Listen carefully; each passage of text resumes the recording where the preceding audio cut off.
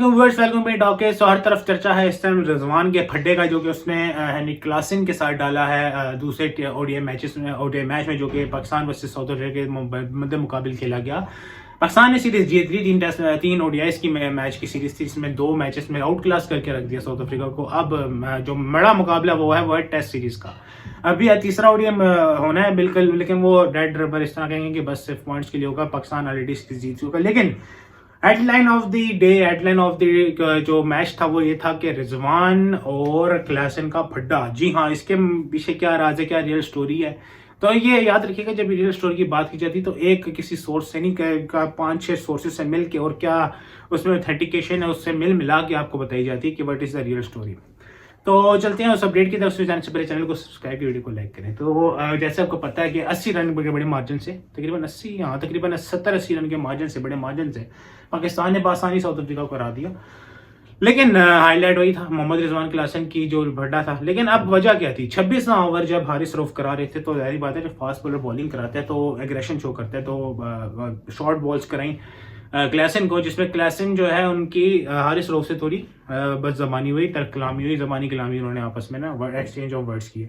अब ओवर खत्म हो गया, 26वां ओवर खत्म हो गया। हारिस रऊफ जा रहे अपनी बॉलिंग करा के मतलब वापस चलने। क्लासन ने उनको कहा कोई वर्ड्स मतलब क्या है कि समझ अब्यूजिव वर्ड्स बोले, जिसमें आपस में हारिस रऊफ ने कहा ठीक है okay get back to your work. जिसमें मोहम्मद रिजवान जो है कप्तान साहब को गुस्सा आ गया कि भाई मेरे खिलाड़ी को गालियां क्यों दे रहा है। उसने मोहम्मद रिजवान ने पहले तो ये कहा कि shut up, get back to your field and go there play. ये इस तरह के अल्फाज माइक पे कैच पर रहेंगे, shut up, go back there and play. ये रिजवान के अल्फाज थे जो कि रिजवान ने बोले हैं, क्योंकि फिर बाद में अंपायर भी बीच में घुसे हैं। भाई इतना मामला खतरनाक हो गया कि अंपायर में पीछे बड़े यूं पीछे कर रहे हैं बाकायदा।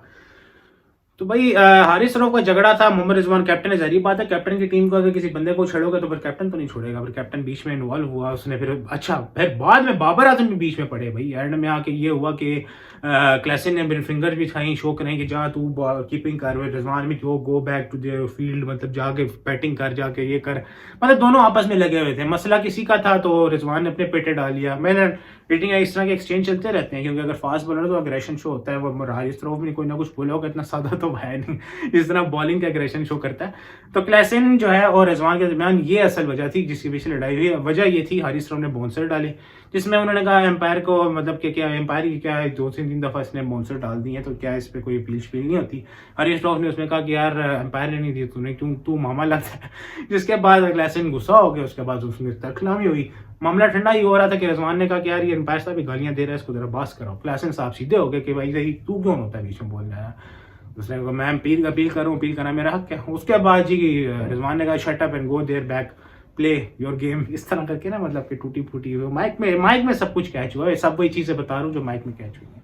तो ये असल वजह थी। उसके बाद बाबर आजम, हाँ हाईलाइट ऑफ द पॉइंट कि भाई बाबर आजम बीच में सालसी का किरदार अदा करने बजाय वो फील्ड में आ गए, मतलब कि ना रिजवान को भी साइड पे कर, तू भी साइड में हो भाई, फड्डा खत्म करो, कोई मसला नहीं, खत्म करो। क्लासन को उधर किया, रिजवान को उधर किया, बहरहाल खत्म हो गया। फील्ड में सुकून.com हो गया। लेकिन अब देखते हैं आईसीसी की इस पे क्या एक्शन लेते हैं, क्योंकि सिराज और ट्रेविस हेड का फड्डा आपके सामने ही है। वर्ल्ड ऑस्कर ट्रॉफी में दोनों को फाइन लगा था।